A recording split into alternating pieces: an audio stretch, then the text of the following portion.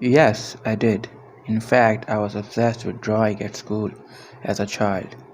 Although I wasn't the best of the bunch, but still I could draw some anime characters that could leave renowned artists scratching their heads.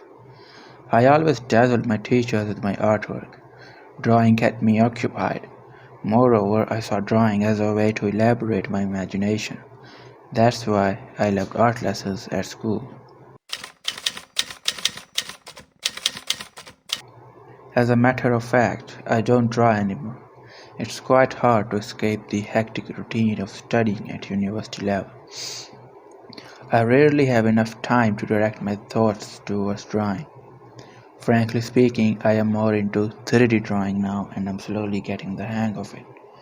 However, I do have some plans to excel my skill in drawing after I graduate.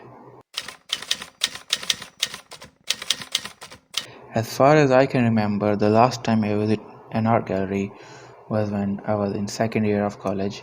It was supposed to be a college trip which got cancelled because of some reason. So my friends and I went on our own to a jazz art gallery in Lahore. I was quite curious to see something of my own interest, which I told you earlier was 3D drawing.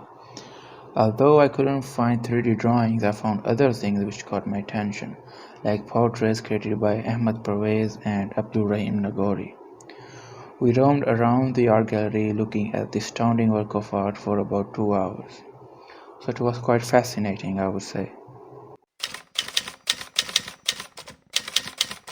Well, I would like to have simple paintings but with deep meanings. Some paintings look perfectly mundane, but they contain hidden secrets.